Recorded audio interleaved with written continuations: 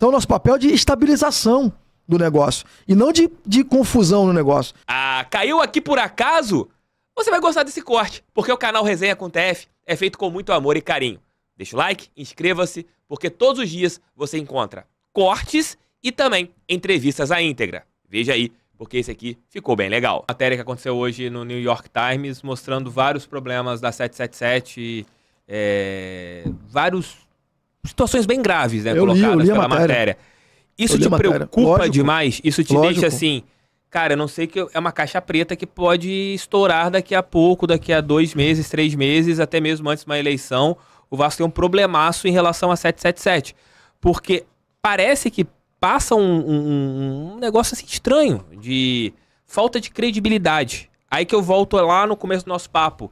Parece que a ação da venda do Vasco foi muito assim, meio que a toque de caixa, e não investigaram tanto. Porque hoje os jornalistas estão investigando e cada investigação aparece um erro da 777. Sem dúvida. E fosse feita uma diligência, como nós falamos aqui no começo, tivesse sido feita uma due diligence profunda, isso teria certamente sido apontado. Ou seja, os riscos teriam sido apontados pela due diligence. Ou foram e nós não vimos. Enfim, não sei. Realmente não estou aqui acusando ninguém. Sim. Mas a due diligence aprovou, né? Portanto, aprovou que aconteceu o negócio. Né? E nós não fizemos esse processo. Isso foi feito pela diretoria administrativa. Então, quer dizer, para isso se faz uma due diligence. Para entender, porque hoje você tem no mercado um negócio que é grave, que é o chamado risco reputacional. Né? Então, quando você faz um negócio hoje, você tem uma variável chamada risco reputacional, que ela não tem a ver necessariamente com recurso, nem necessariamente com alguma questão já factível, já realizada, já concretizada, né? Você tem com potencial risco imagético, né? Então, quando você fala isso, você fala, pô, aqui tem um risco, não aconteceu nada, mas tem riscos reputacionais aqui. Então, você recua por conta desse tipo de risco. Eu não quero ter um sócio que me traga esse tipo de risco, que manche a minha imagem, que manche a minha reputação. Não quero. Então vou tirar esse cara da mesa. Esse cara não me interessa. Né? Então essas questões, aparentemente, como a gente está falando aqui, se o New York Times fez uma matéria e eu vi a matéria, né, traz apontamentos desse tipo, há 1 ano atrás, seguramente esses apontamentos poderiam ter sido levantados numa due diligence dessa. Qual é o papel do Vasco nesse momento? Como é que eu vejo como minoritário esse papel? Primeiro, cobrar do sócio explicações formais. Não é explicações faladas, né? Apenas uma nota de assessoria de imprensa. Não é isso. É uma notificação extrajudicial do minoritário ao sócio, pedindo explicações em relação a cada um desses pontos. E dando um prazo para que essas explicações sejam feitas, né? Com base nas respostas, você precisa fazer uma análise jurídica. Você precisa entender que medidas eu tomo com base naquelas respostas que vierem. E, em paralelo a isso, tem um plano B. Quer dizer, você precisa ter identificado no mercado. Como é que eu vou substituir esse parceiro? Mas algum parceiro já te procurou, já te sondou, já conversou com você? Alguma empresa, pelo que você sabe, já procurou o Vasco em relação a 777 está saindo?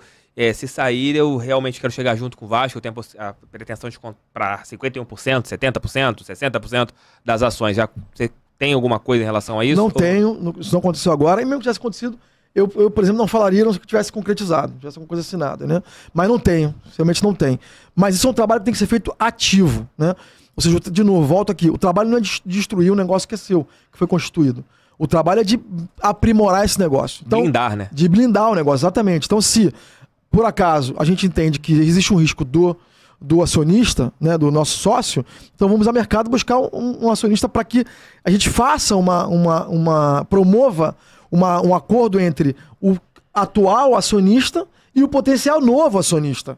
Então, nosso papel é de estabilização do negócio e não de confusão no negócio e não de desestabilização do negócio. Desestabilização do negócio só nos traz prejuízo, seja em campo, seja na valorização desse ativo, né? Não tem bom negócio para a gente instável. Só tem bom negócio para a gente estável. Então, qual é o papel nosso como presidente, meu papel como presidente do clube, se fosse um dia eleito? Era o de trazer, nesse momento, primeiro, como eu falei, explicações a 777 desses pontos colocados na matéria do New York Times. Eles são graves, eles são importantes, são relevantes. Precisa ter uma explicação dada pela diretoria administrativa, dada pelos conselheiros, né, no âmbito do nosso conselho, aos minoritários. Ele é importante. Aliás, a legislação protege o minoritário nesse sentido, inclusive. Então é importante que o minoritário tenha esse tipo de explicação. Uma vez colocadas as explicações, aí precisa entender quais são elas e que medidas precisam ser tomadas com base nas explicações dadas. E, em paralelo, ir ao mercado buscar identificar potenciais parceiros que sentem com a 777 e busquem uma saída. Estou falando aqui de uma situação hipotética. Sim, tá, sim, já colocando só um exemplo. Um exemplo, tá? Se realmente for uma bomba... Estamos aqui no extremo do extremo do extremo.